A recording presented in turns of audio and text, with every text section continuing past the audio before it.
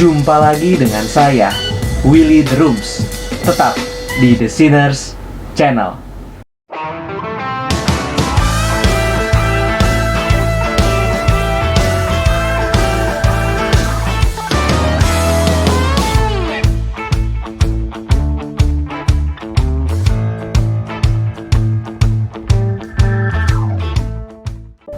Prediksi Yesus dalam Matius 16 ayat yang ke-28.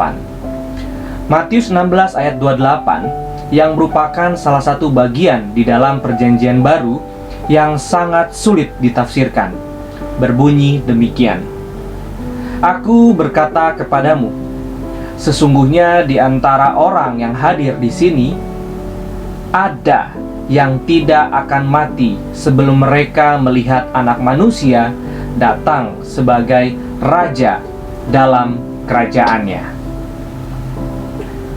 Umumnya, klausa Anak Manusia datang sebagai Raja dalam kerajaannya merujuk kepada parousia. Tetapi yang membuat teks ini sulit ditafsirkan adalah hubungannya dengan klausa pertamanya, yang menegaskan bahwa di antara yang hadir di sini ada yang tidak akan mati sebelum mereka melihat realisasi dari klausa terakhirnya. Yesus mengatakan prediksi ini di Kaisarea Filipi. Yang hadir bersamanya adalah para muridnya. Dan klausa di antara yang hadir di sini ada yang tidak akan mati mengindikasikan dua hal. Yang pertama, Yesus mengasumsikan bahwa para muridnya akan mengalami persekusi, penganiayaan, bahkan kematian dalam mempertahankan iman mereka. Tetapi yang kedua, ada di antara mereka yang tidak akan mengalami kematian sebelum mereka menyaksikan Anak Manusia datang sebagai Raja dalam kerajaannya. Dengan kata lain, prediksi Yesus tersebut akan terjadi di masa depan yang dekat, near future prediction. Para penafsir liberal dan non-Kristen cenderung percaya bahwa Yesus salah memprediksi mengenai parousia yang dekat pada masa hidup para muridnya. Tetapi para penafsir konservatif melihat sejumlah kemungkinan yang bisa dipertimbangkan untuk memahami prediksi Yesus. Yang pertama, John Calvin percaya bahwa prediksi di atas digenapi pada peristiwa Pentakosta. Lalu yang kedua, H. Dodd percaya bahwa pada saat Yesus menyatakan prediksi di atas, kerajaan itu memang sudah datang. Lalu yang ketiga, Getcher dan Plummer percaya bahwa prediksi tersebut digenapi pada tahun 70 ketika Yerusalem dan Bait Suci dihancurkan. Lalu yang keempat, ada Bruce Chilton menafsirkan klausa ada yang tidak akan mati merujuk kepada imortalitas, semisal Elia dan Musa yang hadir pada saat peristiwa transfigurasi yang memang menyaksikan kehadiran kerajaan itu. Lalu yang kelima, mayoritas penafsir berdasarkan konteks dekatnya percaya bahwa prediksi itu digenapi pada saat peristiwa transfigurasi yang terjadi 6 hari kemudian, yang memang hanya disaksikan oleh Petrus, Yohanes, dan Yakobus. Ini penafsir seperti Craig A. Evans, ada Craig S. Kinner, R.T. French, David L. Turner. Lalu yang keenam, mayoritas penafsir lain percaya bahwa prediksi Yesus tersebut mesti dipahami dalam kerangka kehadiran kerajaan yang already and not yet, yang inaugurasinya terjadi setelah kebangkitan Yesus, yang diikuti dengan peristiwa Pentakosta dan persebaran Injil keluar dari batas-batas keyahudian. Pandangan ini mengikut sertakan juga peristiwa transfigurasi sebagai salah satu momen kunci yang dimaksudkan Yesus dalam prediksi tersebut.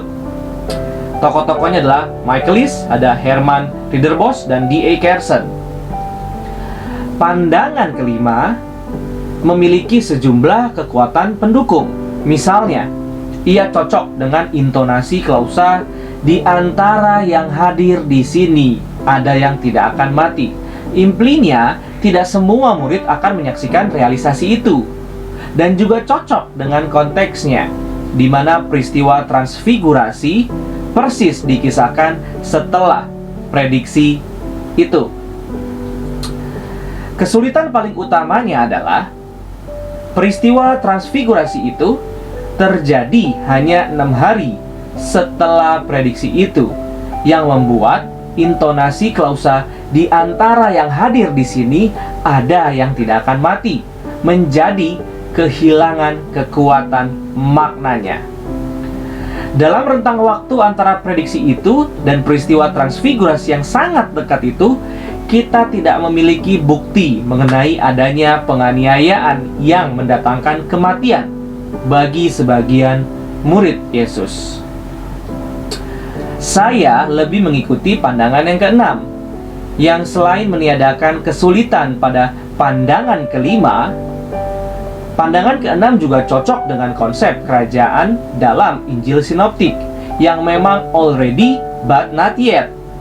Matius 3 ayat yang kedua, lalu Matius 10 ayat 23, Matius 12 ayat 28, bandingkan dengan Matius 9 ayat 37 sampai 38. Sedikit berbicara mengenai teologi already and not yet. Konsep teologi already and not yet menyatakan bahwa orang percaya secara aktif mengambil bagian dalam kerajaan Allah, meskipun kerajaan itu tidak akan mencapai ekspresi penuhnya sampai suatu saat nanti.